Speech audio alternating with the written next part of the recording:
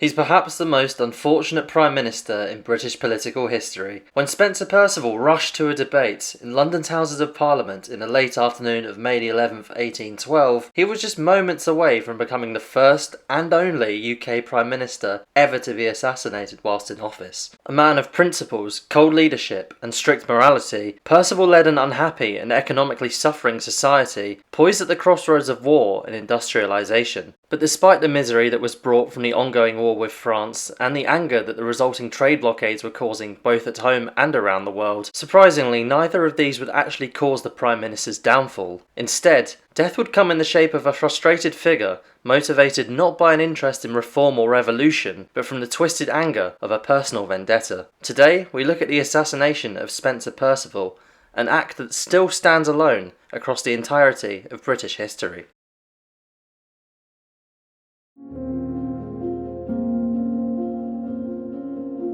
The year 1812 represented something of a transitional period in British history. The long-reigning King George III had just reached the depths of his insanity. The war with Napoleon's France was just a few years from turning completely in Britain's favour, and another war with the USA was just around the corner. But who could lead the newly formed United Kingdom through a period of such turbulence? Enter Spencer Perceval. Hailing from an Anglo-Irish family, the young Perceval trained in law and began his rise to prominence in the mid-1790s. He was a man driven by conservative principles, strict morality, and religious devotion, hardly seeming like the most inspiring of potential leaders. But when he wrote and distributed some positively scathing pamphlets opposing the British Governor-General of Bengal, he quickly caught the attention of the British Prime Minister at the time, William Pitt the Younger. Pitt was impressed and offered Perceval the role of Chief Secretary of Ireland, but Perceval, knowing that he could make much more money from his successful legal career, turned it down. But by now his political ambitions had slowly started to take shape, probably knowing that he was on the radar of the British political elite.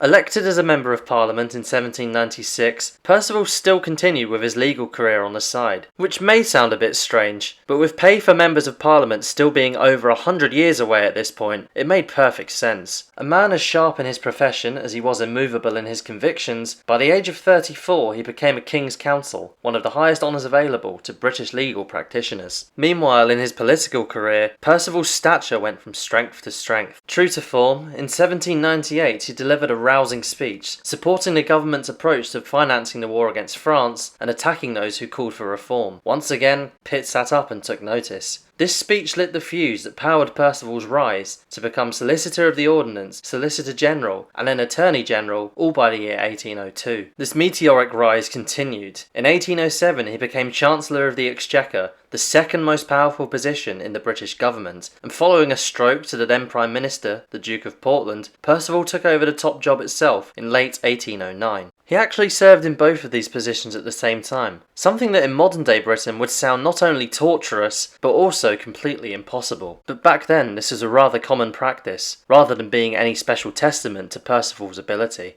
His premiership was one of head-scratching contradictions. On the one hand, he was in favour of ending the slave trade, but was also opposed to Catholic emancipation. He was benevolent in improving the conditions of convicts being transported to Australia, but very authoritarian in his treatment and description of radicals. But in Perceval's mind, all of these big issues of the day paled in comparison to his greatest challenge, the war with Napoleon's France. Being the deeply conservative and devout man that he was, the new and radical France that had emerged following the French Revolution was a big no-no. The war with Napoleon took absolute priority. With Britain locked in this titanic struggle for the foreseeable future, in 1807 the Chancellor Perceval implemented a historically significant policy, the Orders in Council. So, for a very quick background, these orders blockaded the ports of both France and their allies and forbade neutral countries from trading with France. Naturally, Napoleon did the same back to Britain with a policy known as a continental system, but with both sides locking each other into a stalemate, there was just one small problem. The rest of the world was caught in the crossfire and getting increasingly angry at these restrictions on trade, particularly the United States, but more on that later. For now though, Spencer Perceval's problems weren't just knocking at the door, they were already in the house. Poverty flourished across the nation, and riots sprung up across both the Midlands and the North as the economic strain of war reared its ugly head. With all this trouble brewing, you might not be surprised that Perceval became a target for assassination, but what you may find much more surprising is that he wasn't assassinated as a result of any of these problems that we have just been speaking about. Instead, unbeknownst to Perceval, his single biggest issue would be a man feeling a burning injustice and thirst for revenge, which had planted the seeds of assassination many years before, thousands of miles away from the heart of the British government. By the year 1812, the orders in council were still just as hated as they'd always been. Riots hit the country again in April, and even someone as stiff as Perceval could see that something needed to be done. That's why, in May of that year, it was decided that there would be an inquiry into the orders and their impacts on trade and manufacturing. After 5 years in place, could a repeal finally be on the way for this headache of a policy? The inquiry was set to begin on May the 11th. Late that afternoon, a hurried Perceval rushed to the House of Commons, with the debate set to start at any moment. As he entered the building's lobby, he probably would have paid no attention to the unfamiliar figure who was sat down waiting for him. As the Prime Minister drew nearer, this man in the lobby walked right up to him, pulled a pistol from his coat pocket and fired a single shot, hitting him in the chest from point-blank range. "I am murdered," was the cry from Perceval. Or according to some sources, it was just, "Oh my God." With the parliamentary lobby paralysed by disbelief, another politician named William Smith helped carry Perceval into an adjoining room, propping him up on a table whilst desperately waiting for medical attention to arrive. But for Perceval, no salvation would be forthcoming, and within minutes, the most powerful politician in Britain passed away from his injuries. Meanwhile, and perhaps the most British reaction ever to committing a grave offence, the assassin simply did nothing. He went and sat back down in the lobby, making no attempt whatsoever to escape. In fact, so much was the confusion in who was guilty that if one parliamentary official hadn't witnessed the assassination with his own eyes, the assassin simply could have walked out of the House of Commons and escaped from the law without breaking a sweat. But through the chance positioning of this one official, the assassin was quickly identified and arrested. But amid such volatile crossroads for both Perceval and the United Kingdom, it's quite ironic that it was an outsider, a nameless face in the crowd, who ended up being the one to change the course of fate. His name was John Bellingham, and though his act had only lasted a split second, it had turned British politics upside down. But the story of how he reached this moment is probably one of the most unusual assassination stories you are likely to hear. For unlike most assassinations of such high-ranking politicians, Bellingham had not been motivated at all by political or societal circumstances that were causing such fury all around him. Instead, the motivation for murder all came from a rather twisted and misdirected anger that had been fueled by a faraway miscarriage of justice that Perceval and his colleagues had chosen to ignore. It's fair to say that John Bellingham is hardly a name heard alongside the Lee Harvey Oswalds and Gavrilo Princips of the world, but much like those two, he holds the distinction of assassinating one of his era's most powerful leaders. Who was this unremarkable individual, and what put him on a collision course with Britain's most powerful politician? The simple answer? A bad trip to Russia. A businessman in his early 40s from Cambridgeshire, Bellingham's work in the merchant trade took him all the way to the city of Arkhangelsk in northern Russia, arriving for the first time in the year 1800. He craved wealth and success, and truly believed that his business activities in Russia could make him rich, even bringing his wife and infant son with him on his next trip to Russia just a few years later. Financial success seemed to be just around the corner, but unfortunately for Bellingham, a twist of fate was about to turn his life upside down. Arkhangelsk, or Archangel, as it was known at the time, was one of Russia's most thriving ports, but around the year 1803, a ship called the Soyuz sank in the White Sea not too far from the city. The ship had been insured by Lloyd's of London, but when the ship's owners sought compensation, they were shocked when Lloyd's said no. They had apparently received an anonymous letter suggesting that the ship had been sabotaged, and the owners seethed with rage. The ship's owners were two powerful local figures, Vasily Popov, who was the city's mayor, and Solomon van Brienen. Somehow, these men came to believe that it was Bellingham who had written the letter, and in vengeance, accused him of non-payment of a debt and had him arrested. Their plan was quite simple: stop Bellingham from leaving Russia until they could prove that he had been the one who sent the letter to Lloyd's. Proof that in the end never came. With Bellingham still denying that he had written this letter, after about a year, Van Brienen and Popoff were eventually forced to let him go. Surely he'd just board the next ship and head for home, right? Well, instead of doing that, he began the combative crusade that would lead Bellingham to the Houses of Parliament several years later. Because rather than immediately setting course for home, he naively pushed his luck and sought legal retribution against Archangelsk's military governor,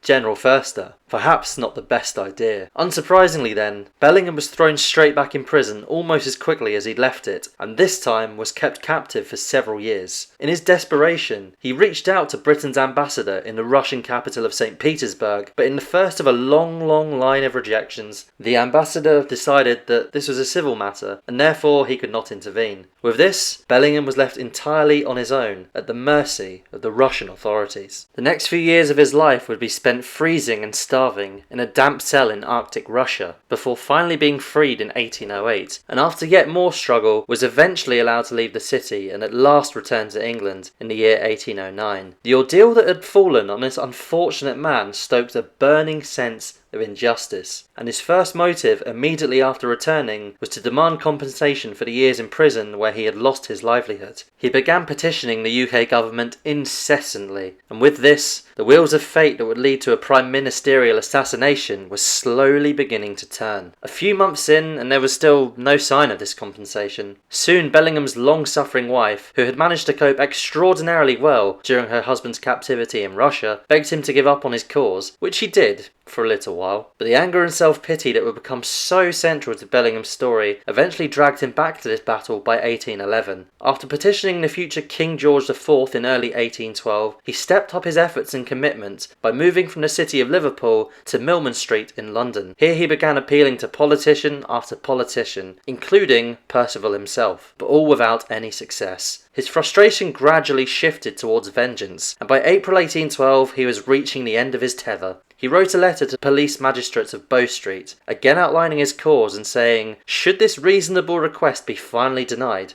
I shall then feel justified in executing justice myself." He made a similar threat on one final visit to the Foreign Office on April 18th, where an unfazed civil servant bluntly told Bellingham that he should take whatever measures he deemed necessary. All avenues had now been exhausted, and Bellingham's endgame had arrived. His promise to deliver his own justice was put into motion on April the 20th, when he visited a local tailor and instructed him to sew a 9-inch deep pocket to the inside of his coat, before purchasing 2 pistols that same day. With his target chosen, now came the small matter of identifying him. That may sound easy today, but in the days before photography, Bellingham needed to take every opportunity he possibly could to familiarise himself with his target. He thus became a regular visitor to the House of Commons, memorising the exact spots where various ministers would sit, and repeatedly asking staff for help in identifying both the Prime Minister and members of his cabinet. Soon the day of Bellingham's vengeance arrived. May the 11th was meticulously planned out by the soon-to-be assassin, but even now he still couldn't shake off the misfortune that seemed to hang over him like a cloud, and his plan was almost scuppered when he was forced to take a long diverted route to Parliament, arriving 30 minutes later than planned. But for once in his life, luck happened to be on his side, as the Prime Minister Spencer Perceval happened to be running even later than Bellingham was. This was it.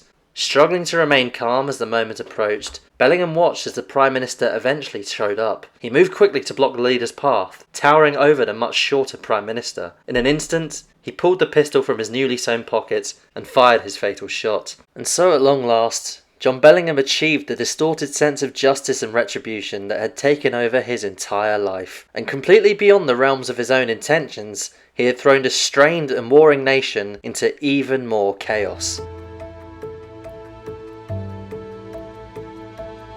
In the time that immediately followed the assassination, the heart of British government was thrown into almost as much confusion as chaos as the parliamentary lobby had been on that late spring afternoon. They were terrified that Bellingham's acts may be the starting gun in an insurrection against the government, and police presence around London was quickly increased. It soon became clear, however, that Bellingham had acted alone, but it also became clear that he was not without his supporters. Perceval was not the most popular of leaders, and throughout the land, many of those who had been rioting at the economic hardships and war greeted the news of his demise with celebration. So strong was the feeling of solidarity with the assassin, that when Bellingham was led out of the house in handcuffs to be placed in a coach, there was already a crowd to greet him. In a sharp contrast to the usual stories of criminals being abused or attacked in these situations, many members of the crowd actually tried to shake Bellingham's hand, or even to climb on the coach and aid him in his escape. But for Bellingham, there was no way out, and in the lightning-fast justice of the early 19th century Britain, Bellingham's trial began just 4 days after the assassination. During this trial, unsurprisingly,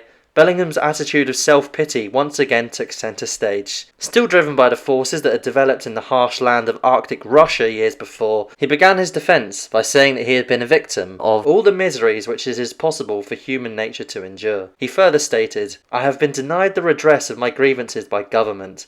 I have been ill-treated. I was accused most wrongfully by a Governor-General in Russia in a letter from Archangel to Riga, and have sought redress in vain. I am a most unfortunate man, and feel here sufficient justification for what I have done." So no room for remorse then. And Bellingham actually believed wholeheartedly that the jury would recognise the injustice that he had been a victim of and acquit him of the murder. It's astonishing that even at this point, Bellingham still believed there was an opportunity for him to achieve his objective and finally receive the compensation that he had gone to such extreme lengths to try and recover. It's perhaps no surprise that his solicitor, James Harmer, sought to gather witnesses from Liverpool who knew Bellingham and could testify to his insanity. But sadly for Harmer, the court rejected this as simply being a strategy to delay justice, and even Bellingham himself thanked the Attorney General for rejecting any notion that he was insane. Ultimately, the work of Bellingham's legal team came to nothing. Just 8 hours after the trial's commencement, to the assassin's great shock, he was found guilty and sentenced to death. The following Monday, exactly 1 week after the assassination, Bellingham ascended the steps to the gallows at Newgate Prison, his demeanour still calm and composed. He was hanged at 8 AM sharp, with his long and painful battle against the British government finally reaching its conclusion. But this story of the assassination did not quite end there. In fact, Bellingham's trial became the centre of a historical debate, with many historians branding it as a disgrace to English justice. In particular, the lack of evidence permitted regarding Bellingham's sanity, the bias of the judge Sir James Manfield in his summing up, and the timing of the trial so soon after the assassination have all been highlighted as huge flaws in the way that the trial was conducted. The divide between the citizens and politicians was still stark as well. When the House of Commons awarded a grant of £50,000 to Perceval's widow shortly after the assassination, around the exact same time some members of the public set up a fund for Bellingham's wife and family in Liverpool, again painting a picture of an unhappy and sympathetic public. Of course, the assassination did not just impact these two men and their families. In fact, Perceval's death meant that those ever unpopular orders in council still continued to drag on like a millstone around the country's neck. Unsurprisingly, the international community was no happier now with this policy than they had been previously, and at this point, the United States have had enough of their trade being restricted with Europe. The next Prime Minister, Lord Liverpool, repealed the order just weeks afterwards, but it turned out to be too little too late, and in June 1812, the United States declared war on Britain. This conflict would eventually come to an end in 1815, the same year that Britain and various European allies defeated Napoleon's France once and for all. So with the wars over, and the orders repealed, the British people might have thought the worst of their struggles were over, but sadly, they thought wrong, with hardships continuing relentlessly for decades afterwards. The legacy of Bellingham's famous shot had a powerful impact on Britain in the following years, so much so that in 1820, a group known as the Cato Street Conspirators tried to take this to the next level, hatching a failed plan to assassinate not only the Prime Minister Lord Liverpool, but the entire cabinet along with him. But despite the seismic impact that the events of May 11th, 1812 had on Britain at the time, the memory of it,